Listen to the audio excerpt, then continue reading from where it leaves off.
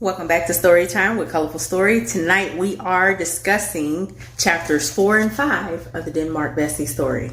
It gets real good. Here are the products that I will be using tonight. Oh y'all, so baby, when I tell you it went down in Charleston, it went down in Charleston. The author opens up chapter 4 with 12 black men going into the home of Denmark Vesey. His house was right down the street from the governor's house, which is going to make sense shortly. But you would think that a group of men showing up to Denmark Vesey's house at night in May of 1822 would have been suspicious, right? Well, no.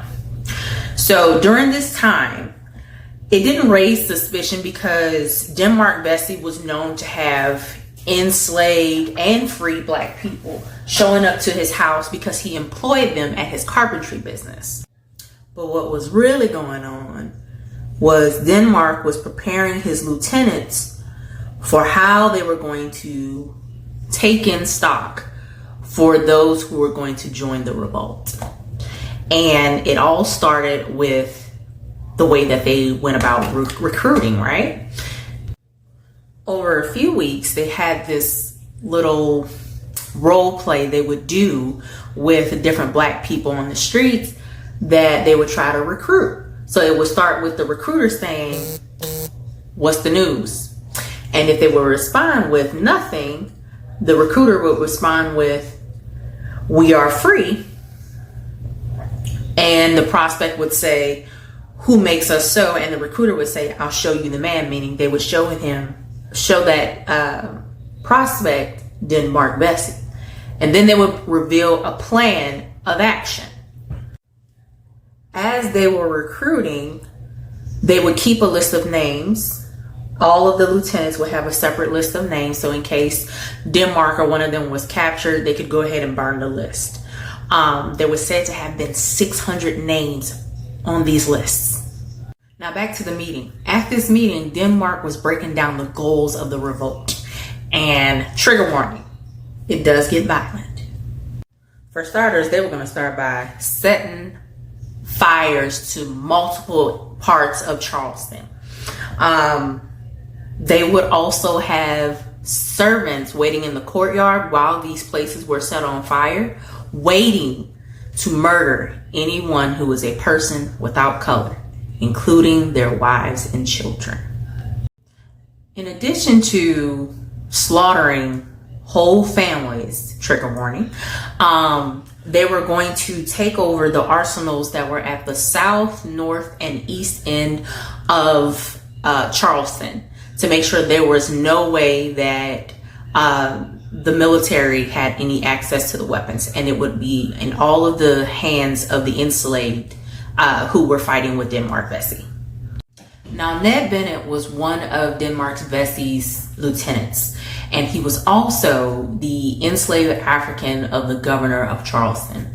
Denmark had tasked him with unaliving him as well as the mayor. They all came to an agreement on a revolt or insurrection date of July 14th of 1822. At this time, black people were allowed to congregate on Sundays. So to do this, they wanted to make sure it didn't raise suspicion.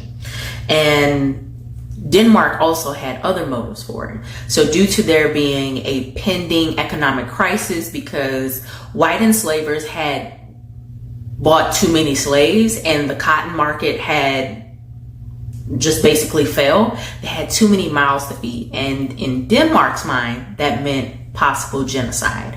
So he wanted to make sure that it happened in the year of 1822 because there were multiple factors, including black genocide, that could have been a way for them to have a reasoning behind their plan. Now, when it came to keeping this all a secret, because people be talking, and as expected, people be talking, but Denmark had his way of wanting to keep it a secret because He was like, you can't be trusting everybody. All skin folk ain't kin folk. So he said he didn't trust house Negroes, free Negroes, and especially not people without color. So he mainly kept his dealings with dark-skinned black people who were in the fields. Now, we definitely would feel some type of way about this now. You know, we all believe if we all ain't free, we all ain't free. But during that time, he was very against white empathizers of all shades. And he knew what his plan entailed, and he didn't want to risk the unfoiling of his plan because of it. So that's why he kept it that way. However, as much as we want to shade him for doing so, his point was proven. So we want to know why Denmark's plan to not trust certain black people, but especially not people without color, was a thing. Here's why. So remember this name, Peter Prioleau. I think that's how you say it. He was a house slave of John Hamilton, who was the mayor of Charleston. I'm sorry, it was a colonel at the time. And he was approached by William Paul, who was one of Denmark's people. And so he did the whole line, which is how they recruited people. But then Peter got to thinking, well, I don't know what to do with all that. That's a lot to process. And so he was like, I don't know what to do. So he went to go tell. Now remember, he's considered mulatto. He went to go tell a free person of color. And that free person of color told him that good old Peter may need to go tell his master about what he had heard. It'd be your own people. Now, I just want to say, I hate that he was right about who he didn't trust. I hate that that's the case. Because you want to make sure that, you know, when you're building these people up, that you have them in your corner, but then you realize that everybody is not kinfolk. All skin folk ain't kinfolk. And unfortunately, poor William Paul was all trusting of Peter Prioleau because he thought he was black and he could probably trust him to join the revolution. But not everybody wants all black people to be free. He learned the hard way. So now we move into chapter 5. So in chapter 4, we're picking up where we left off. So chapter 4, Peter Prioleau snitched to his master on William Paul, who was one of Denmark Vesey's people, about what was going on. He had been offered the opportunity of a lifetime, but was like, I'm unsure, so I'm gonna go ask somebody else, and went and told his master. See, that's how people be missing a blessing. Chapter 5 opens with James Hamilton, the mayor of Charleston. His house was on fire.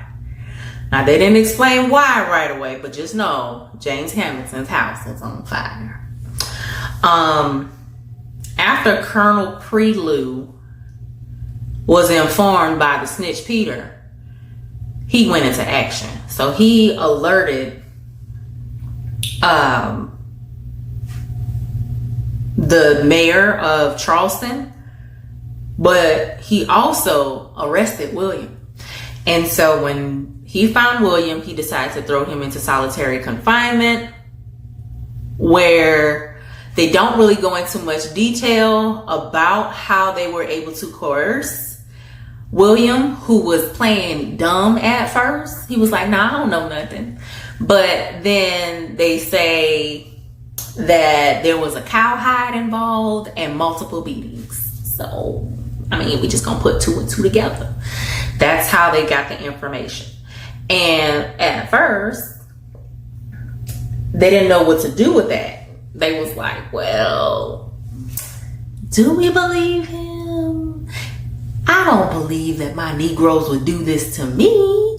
Like, why would they want to try to raise up against us? We give them everything that they need. Why would they want to go against us? Well, some of Denmark's conspirators were arrested, but they played their role so good, y'all. Let me tell you. They played it so good. Like, they convinced them that nothing was going on and were able to be released the same day. We talking about the governor's slave, the one that was supposed to murder the governor in his sleep. Convinced them that nothing was going on. Why? Because during this time in Charleston, there was this role to be played, which was black people making sure that white people always felt comfortable, like there was no reason for black people to uprise after being enslaved, tortured, beaten, and had their family stripped away.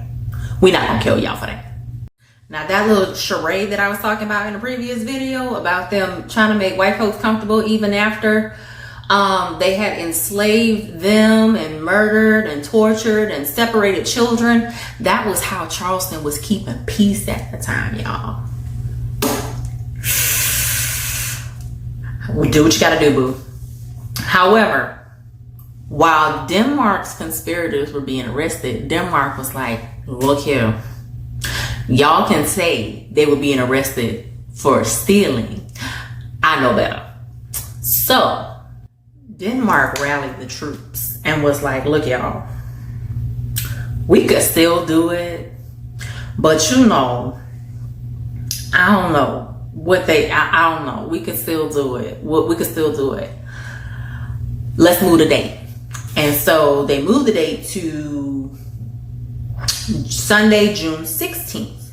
However, once again, all skin folk ain't kin folk. And they got caught up again. Lord Jesus, I'm going to need them to get some discernment and help us understand why y'all keep choosing the wrong black folks to help you win the revolution.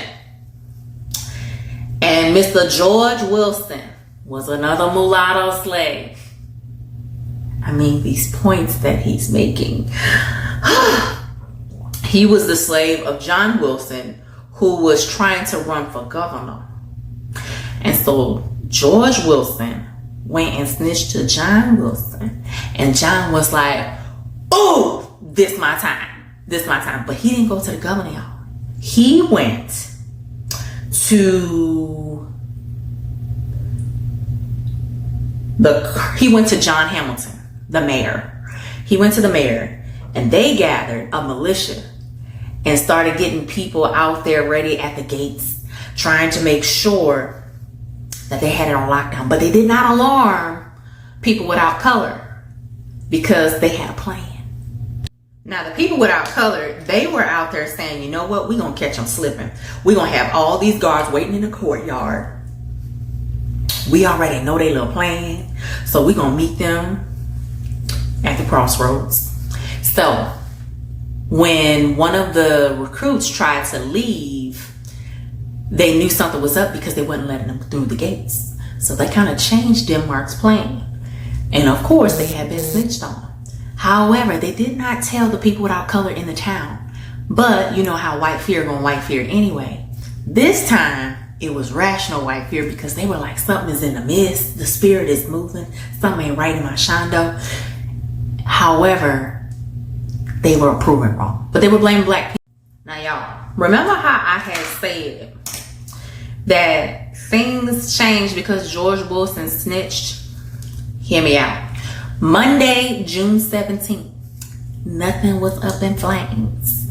Remember, the insurrection was supposed to take place Sunday, June 16th. So something didn't go right. Now,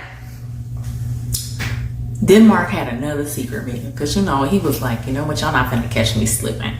Denmark was like, let's rally all the troops. Let's get all the lieutenants in one place. They were like, do we go with the insurrection? Do we not go with the insurrection? I feel like we can do it. But when one of his lieutenants came back and said, look, whoa, I just want to let you know, they ain't letting us in and out, which means that Denmark didn't have access to those who were on the rural side of this revolt. So those who didn't live within city limits. So that had changed its plans, which means they did not attack Charleston because of this.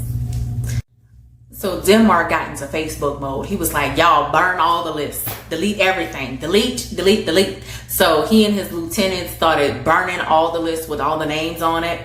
And then Denmark went into hiding, y'all. So Denmark was on the run. The city didn't know what to do. They started rounding people up, arresting them left and right. But then later they found Denmark at one of his wives' house. Now remember, he was a rolling stone. He had a whole bunch of wives. He was out here. But he was caught at one of their houses and they dragged him out of the house. And then we go into the trials, which will be in chapter 6 and 7. We got 4 more chapters left, y'all.